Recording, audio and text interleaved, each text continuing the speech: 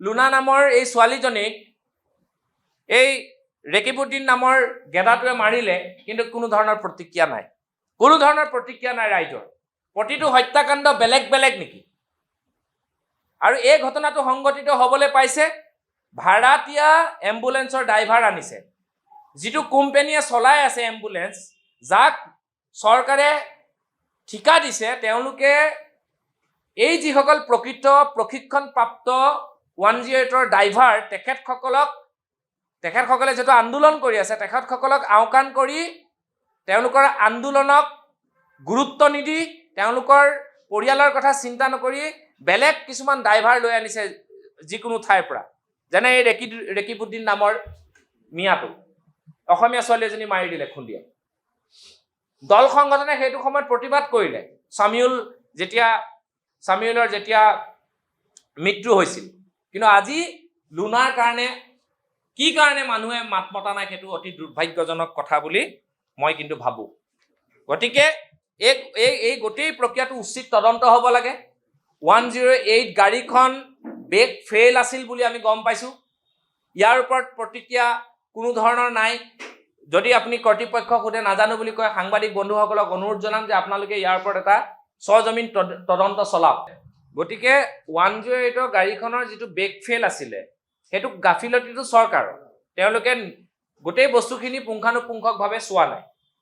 কি কাৰণে চোৱা নাই? এম্বুলেন্স এখনত ৰোগীক লৈ যোৱা যায় আৰু আমি 71 চনৰ পিছত অহা মানুহখিনি আমাৰ কেতিয়াও খিলঞ্জীয়াও হ'ব নোৱাৰে, অসমীয়াও হ'ব নোৱাৰে।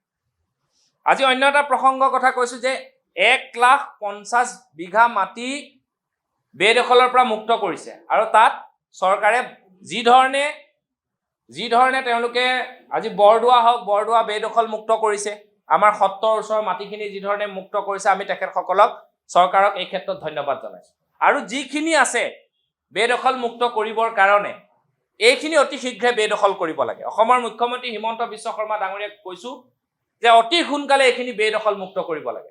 আৰু যোৱাকালি মুখ্যমন্ত্ৰীয়ে এখন সভাত এটা ভাষণ দিছে, যে তেওঁ কৈছে যে ৰিক্সাৱালাখিনিৰ কথা কৈছে, অন্যান্য আনুষংগিক বিষয়খিনিৰ কথা কৈছে, মিয়াৰ যিটো আগ্ৰাসন চলিছে, এই আগ্ৰাসনৰ পৰা কেনেকৈ আমি ছেফ হ'ব পাৰোঁ, সেই কথাখিনিৰ প্ৰসংগলৈ মই কৈছোঁ, এখনতো বজাৰ বহি আছে, আমাৰ অসমীয়া কথাই ক'ব নোৱাৰে। গোপাল বড়ো যিখন বিদ্যালয় আছে, বিদ্যালয়খনৰ সৌন্দৰ্য বৰ্ধনৰ ক্ষেত্ৰত তেওঁলোকে যথেষ্ট সাংঘাতিক ধৰণে বেয়া এটা পৰিৱেশৰ সৃষ্টি কৰিছে। তাৰ সন্মুখতে এখন বজাৰ বহে, দুই এজনেতো অসমীয়া ক'বই নাজানে, অসমীয়া ভাষাটোৱেই নাজানে তেওঁলোকে, কিন্তু তেওঁলোকে নিজকে কয় যে আমি খিলঞ্জীয়া, আমি অসমীয়া।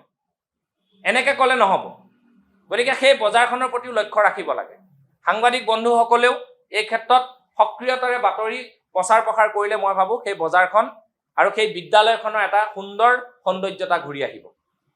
সেই বিদ্যালয়ৰ সন্মুখত এখন বজাৰ বহে, যাৰ বাবে যান জঁটৰ সৃষ্টি হয়, যাৰ বাবে কোনোবা এগৰাকী ভগ্নী গৈ থাকোঁতে হয়তো কাৰোবাৰ ঠেলা হেঁচাত পৰি যাব পাৰে, মৃত্যু হ'ব পাৰে তাত, কাৰণ ফুটপাথটো তেওঁলোকে দখল কৰি লয়। এই মিয়াখিনিয়ে আহি গোটেই অসমখনেই দখল কৰি লৈছে। আজি কিমান বিল, কিমান পৰিভ্ৰমী চৰাই, যোৱাকালি এটা যোৰহাট নে মাজুলীত হয়নে, পৰিভ্ৰমী চৰাইখিনিক কোনে হত্যা কৰিছে? আমাৰ অসমীয়া মানুহে পৰিভ্ৰমী চৰাইখিনিক হত্যা কৰে নেকি? সেই মানুহটোৱেতো অসমীয়া, যোনটোৱে কৈ আছে যে মই নাই কৰা কামটো, তেওঁ অসমীয়া ভাষাটোৱে ভালকৈ ক'ব নাজানে।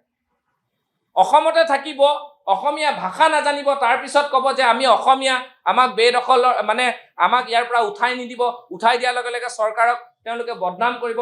আমি বাংলাদেশী বিতাড়ন আৰু মিয়া উচ্ছেদৰ ক্ষেত্ৰত অবৈধ বনাঞ্চল যিসকলে দখল কৰি আছে, তেখেতসকলক উঠোৱাৰ ক্ষেত্ৰত কিন্তু আমি চৰকাৰৰ লগত একমত। আমি চৰকাৰৰ লগত এই ক্ষেত্ৰত একমত। আৰু অসমীয়া যুৱ মঞ্চই অনাগত দিনত যিগৰাকীয়ে মুখ্যমন্ত্ৰী নহওক কিয়, যি দলৰে মুখ্যমন্ত্ৰী নহওক কিয়, বাংলাদেশী প্ৰসংগত, বাংলাদেশী বিতৰণৰ ক্ষেত্ৰত অসমীয়া যুৱ মঞ্চই সদায় সহায় সহযোগিতা কৰিব। আৰু এই লুনা, মই যিটো ক'লোঁ, লুনাৰ এই যিটো কেছ, যেনেকৈ আমাৰ সাংবাদিক বন্ধুজনে কৈছে যে ব্ৰেক ফেইল আছিলে, সাংবাদিক কোনোবা বন্ধুৱে কথা পাতিছে তেওঁৰ লগত, সেই ড্ৰাইভাৰজনৰ লগত, তেওঁ নিজেই কৈছে যে গাড়ীখন বেয়া আছিল, প্ৰশিক্ষণ নথকা এজন ড্ৰাইভাৰক আনি পেলাই তেওঁলোকে গাড়ীখন চলোৱালে। গতিকে আৰু যদি 10জন মানুহ মৰিলেহেঁতেন তেতিয়া কি হ'ল? গতিকে এই বিভাগটোৰ ওপৰত আৰু এই কোম্পানীটোৰ ওপৰত কি কোম্পানী আছিলে মই নামটো পাহৰি থাকিলোঁ 108 যিটো লৈছে যে এই কোম্পানীটোৰ ওপৰত তদন্ত হ'ব লাগে আৰু 108ৰ কৰ্মচাৰীসকলক কাৰণ তেওঁলোকে ঘৰ বাৰী এৰি সদায় ৰাইজৰ সেৱা কৰি আছে তেওঁলোকৰ প্ৰাপ্য অধিকাৰ দিব লাগিব এইটো আমাৰ যুৱ মঞ্চৰ একদম এক কথা আৰু স্পষ্ট কথা